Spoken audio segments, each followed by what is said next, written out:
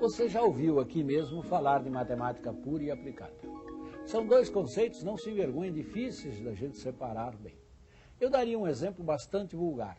Por exemplo, a geometria, até Pitágoras, era pura aplicação. A gente conhecia um fato, aplicava para medir, para desenhar, para construir. Era matemática aplicada. A partir de Pitágoras, e teve seu ápice em Euclides, o homem passou a fazer matemática pela matemática. Construiu um arcabouço intelectual, construiu um modelo, matemática pura.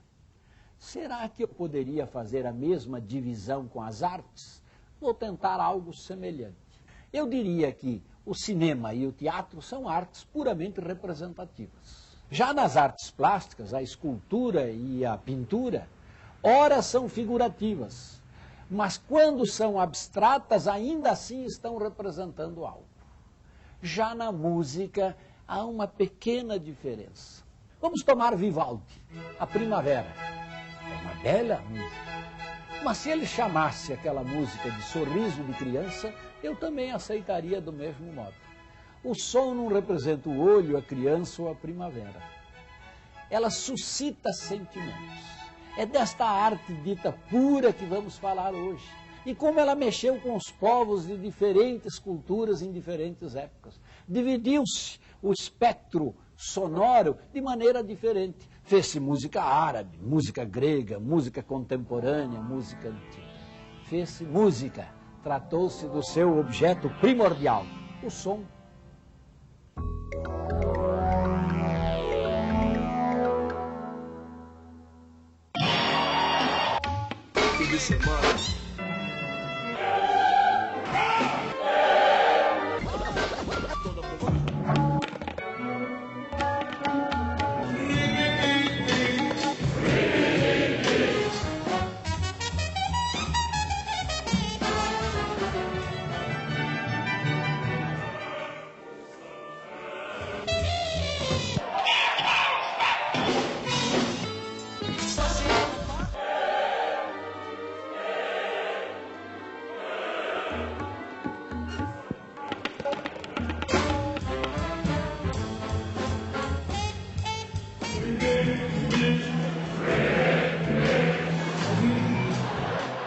A música mexe com as pessoas, não resta dúvida. Pode despertar alegria, tristeza, comover, excitar. Mas muito antes da música existir, existe a sua matéria-prima. Os sons, no seu estado mais puro, servem ao compositor, assim como a paleta de tintas pode servir ao artista plástico.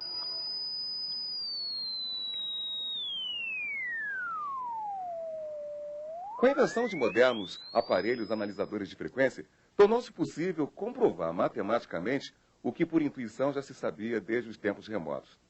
O ouvido humano percebe os sons e transmite ao cérebro informações que serão processadas e entendidas. O som captado pelo ouvido humano ganha sentido quando ele chega no cérebro. O que a gente chama de som é resultado de oscilações muito rápidas que acontecem no ar que está em volta da gente, né? Essas oscilações se dão na forma de compressão e rarefação do ar, ou seja, as moléculas do ar se comprimem e se rarefazem muito rapidamente, e o ouvido capta esse movimento. Quando ele se movimenta para frente, ele cria uma zona de compressão do ar. Quando ele se movimenta para trás, ele cria uma zona de rarefação do ar. Então aqui a gente teria uma representação dessas zonas de compressão, rarefação, que a gente pode representar como uma onda que vai se propagando. Quando ela está positiva, ela representa a compressão. Quando ela está negativa, ela representa a rarefação do ar. As notas musicais, na verdade, são variações da frequência de oscilação. Por natureza, os sons podem ser curtos ou longos, graves ou agudos, fortes ou fracos, e podem ser facilmente reconhecidos por sua fonte sonora. Um som traz dentro de si todas essas informações, simultaneamente.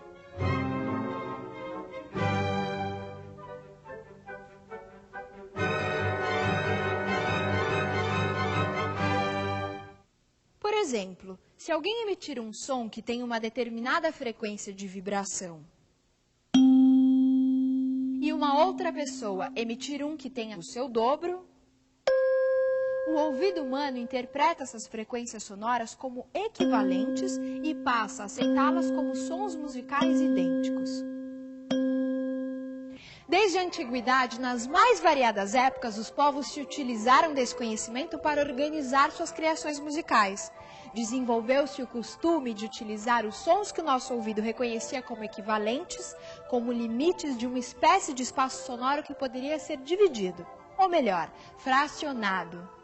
Uma maneira bastante comum de fracionar esse espaço entre dois sons equivalentes, Dó e Dó, por exemplo, é em 7 partes. Por gerar 7 notas, criou-se a denominação oitava para este ciclo, já que o oitavo som passa a ser considerado o primeiro do espaço equivalente, dando a impressão de voltar ao início e, assim, virtualmente, até o infinito.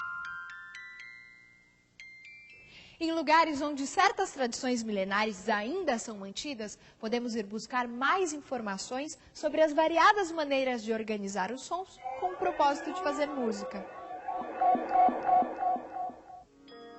Aquela mesma oitava, dividida agora em 5 sons, ao invés de 7, pode ser ouvida na China, na Indonésia, na África ou nas Américas. Estes 5 sons dão o sabor característico das músicas orientais.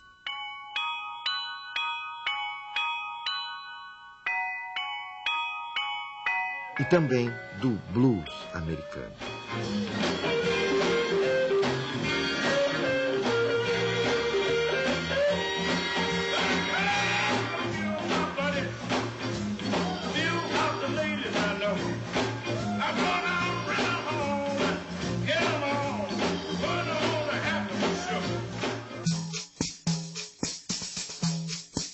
Por sua vez, árabes incluem na sua tradição até 24 divisões desiguais no interior da oitava, criando combinações que levam a 133 maneiras de agrupar os sons.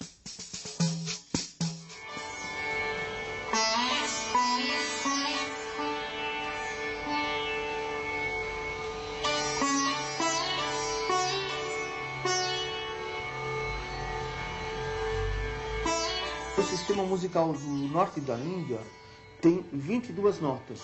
São intervalos muito pequenos de som, que são chamados quartos de tom. E no sul da Índia eles têm 28 intervalos.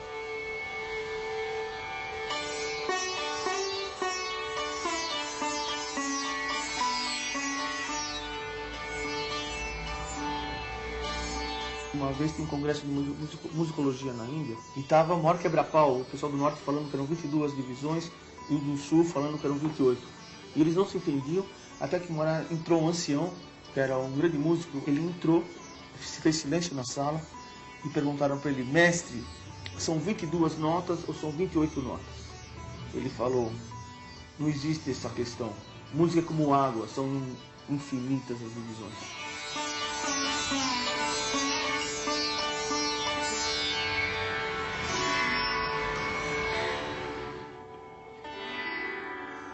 A música clássica indiana tem 10 escalas básicas que se subdividem em 64 e depois existe uma análise combinatória entre elas. Então é difícil você não cair numa sequência sonora de sons que não esteja mapeado na música clássica indiana. É muito estranho, é um sistema assim muito amplo e é totalmente matemático nesse sentido. Que na verdade você fica manipulando, você fica improvisando em cima de equações numéricas. Você faz uma análise combinatória, é um jogo. Imagina, com essas 7 notas, você está com 7 notas, você fica brincando com elas.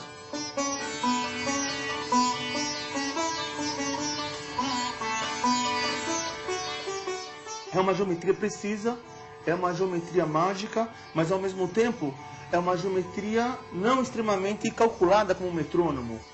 Isso acontece muito no ritmo indiano, por exemplo. Um percussionista vai mexer com ciclos.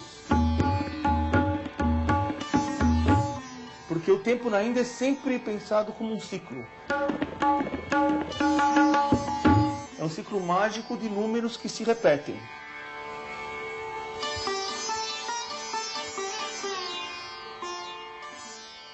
ritmo eu acho que é uma coisa inata no homem, né? Ele já nasce com um metrônomo dentro do peito, como dizia Villa-Lobos, que é o próprio coração, né? E a respiração.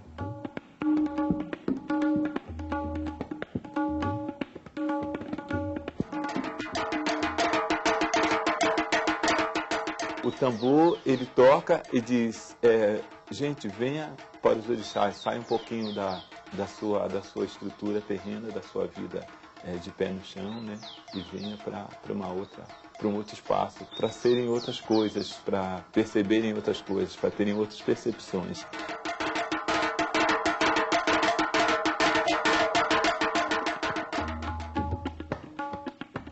Esse ritmo é a representação matemática cósmica, porque ele está presente na natureza, está fortemente presente, obviamente presente, às vezes não tão obviamente assim, mas na música, evidentemente, e nos instrumentos de percussão em geral.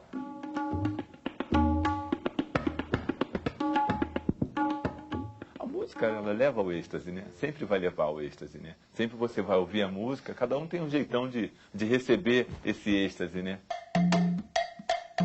Ela chama para a linguagem mesmo, de dentro para fora, né? É tirar alguma coisa de dentro e pôr para fora, né? Pôr para fora é uma energia que você tem dentro de você mesmo, né? E o tambor ajuda esse movimento, né?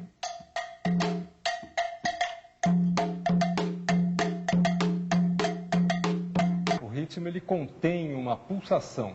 Se ele contém uma pulsação, ele contém um metro, né? Esse metro é passível de ser subdividido. Você vai ampliando e vai combinando essas variações, você tem uma infinidade de combinações e de resultados extremamente sofisticados e complexos que não deixam de estar, todos eles, atados entre si. Quer dizer, todos eles têm uma relação muito íntima com essa pulsação fundamental. Isso é matemática.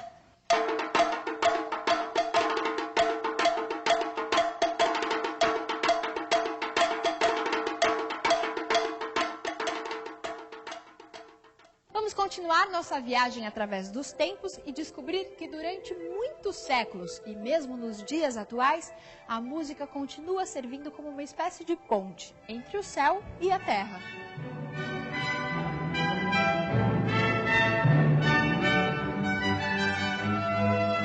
E quando a gente ouve a música do Bach, a gente sente um teor religioso muito forte, de elevação espiritual mesmo, assim, né?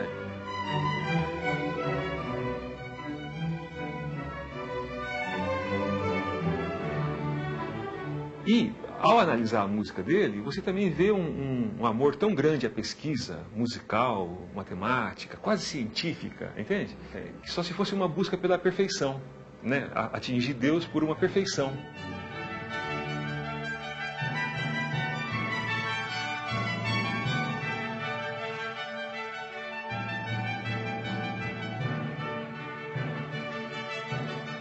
Na época do Bach, estava sendo definido o que depois ficou sendo conhecido como o período tonal da música. A partir do Bach, a dimensão do acorde, que são notas tocadas ao mesmo tempo, né, começou a fazer sentido. Então, o Bach já escreve pensando assim e também pensando do jeito antigo. Ele mistura as duas coisas, né?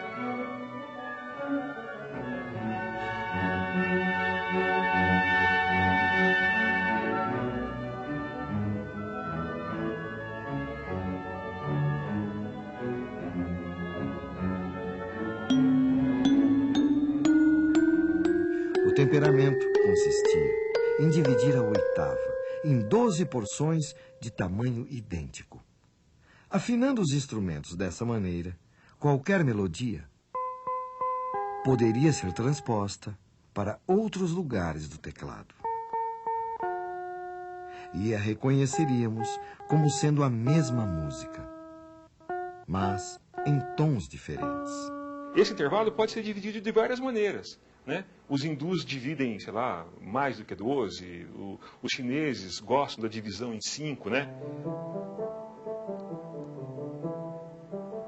Então os ocidentais acharam uma maneira exata, né? Bem a nossa cara ocidental, de dividir esse intervalo em 12 frações iguais, né? Isso foi chamado de temperamento, porque é um temperamento em relação à natureza. Imagina que você pega um tubo, assopra esse tubo, né? Sai uma nota bem grave. Aí você assopra de novo, sai outra nota, que vai ser a oitava da primeira. Aí assopra de novo, sai outra, que é a quinta da segunda. E se você conseguisse tirar uma série de sons, que é chamada série harmônica, né? Só soprando esse tubo, não dariam essas notas aqui. Entende? Quer dizer, a natureza, os sons, da maneira como eles estão na natureza, não é a maneira como está no teclado dos instrumentos ocidentais. Essa maneira é chamada de maneira temperada.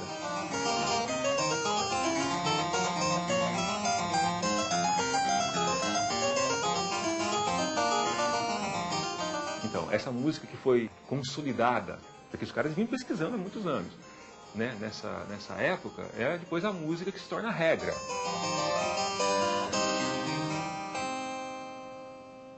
E o Bach, para demonstrar e para estudar isso, ele falou assim, 12 notas, então eu posso fazer 12 músicas em 12 tons diferentes, tanto no modo maior quanto no modo menor. Então ele escreveu Cravo Bem Temperado, com 24 tons, né? Dó maior, Dó menor, Dó sustenido maior, Dó sustenido menor, Ré maior, Ré menor. E depois escreveu de novo um outro volume com mais 24, quer dizer, 48 peças. Quer dizer, ele estava estudando, entendeu? Assim, eu vejo o Bach, não sou só eu que vejo, né? Muita gente vê como um grande pesquisador da linguagem musical, dos aspectos musicais e matemáticos da linguagem, né?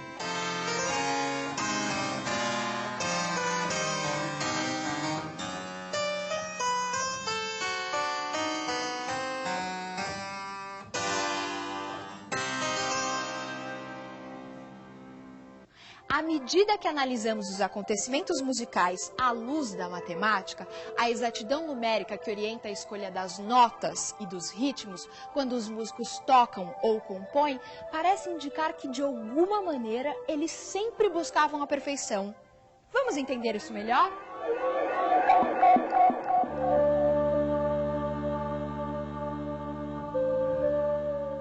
O filósofo e matemático Pitágoras realizou a primeira experiência registrada na história da ciência. Pitágoras construiu um instrumento composto por uma única corda estendida, que poderia ser pressionada em lugares calculados, e assim geravam sons que mantinham relações aritméticas. Para entender isso melhor, observe a sequência. 1, 2, 3, 4, 5, 6, 7. E perceba que cada número é obtido acrescentando 1 ao número anterior. Mas as notas obtidas à maneira pitagórica, geradas por relações aritméticas, produzem a cada oitava não as mesmas notas da primeira, mas outras, sutilmente desiguais. Essa diferença faz com que cada novo conjunto de notas seja diferente do primeiro. Se pensarmos em um esquema para representar esse fenômeno sonoro, as escalas pitagóricas geram não um círculo, mas sim uma espiral de notas.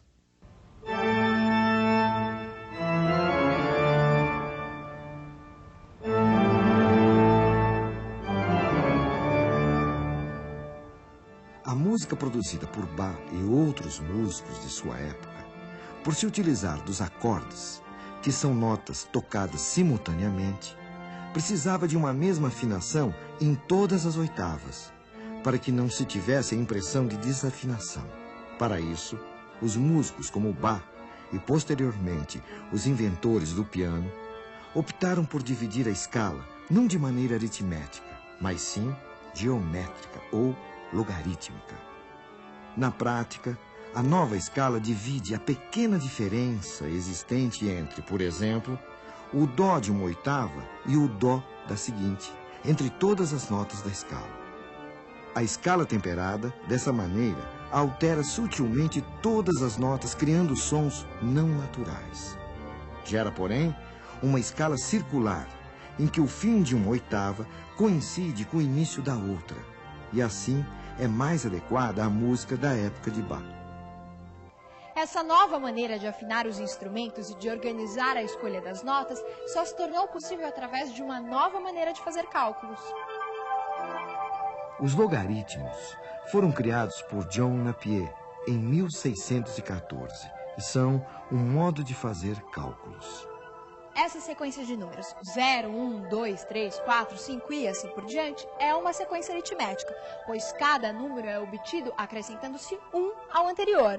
Já uma sequência geométrica, como 1, 2, 4, 8, 16, 32, 64, é obtida multiplicando-se por 2. Pois bem, os logaritmos nasceram quando buscamos encontrar uma relação entre essas duas sequências numéricas. Perceba que uma sequência geométrica pode ser escrita da seguinte maneira. 2 é 2 mesmo, ou 2 vezes 1, ou ainda 2 elevado a 1. 4 é 2 vezes 2, ou 2 elevado a 2. 8 é 2 vezes 2 vezes 2, ou 2 elevado a 3. Perceba que agora a sequência geométrica é formada por uma base, nesse caso o 2, e os expoentes formam uma sequência aritmética. Os logaritmos são uma maneira de associar essas duas sequências. Noutras palavras, as 12 notas da chamada escala temperada ou cromática correspondem aos logaritmos de base 2. 2 elevado a 0, 2 elevado a 1 sobre 12, 2 elevado a 2 sobre 12 e assim por diante. Ao adotar o temperamento, temos uma escala circular. O resultado é que agora a espiral fechava e por mais que o compositor passeasse pelas 88 teclas de um cravo ou posteriormente de um piano, o tom ficava preservado, ao mesmo tempo que ganhava possibilidades de nuances emotivas quase inesgotáveis. A forma da cauda do piano, assim como os tubos de um grande órgão, tem o desenho de uma escala logarítmica. Se você vai dar aula de logaritmo, jovem professor ou professora, peça um pequeno tocador de CD, bote uma música de Bach, ou mesmo traga um menino com violão, ou se a escola puder, vá ao salão onde há um piano, e mande alguém tocar Bach. Ao ouvir, ele vai estar preparado para entender a ideia de logaritmo. Pois tocar Bach nada mais é do que dedilhar sobre logaritmos.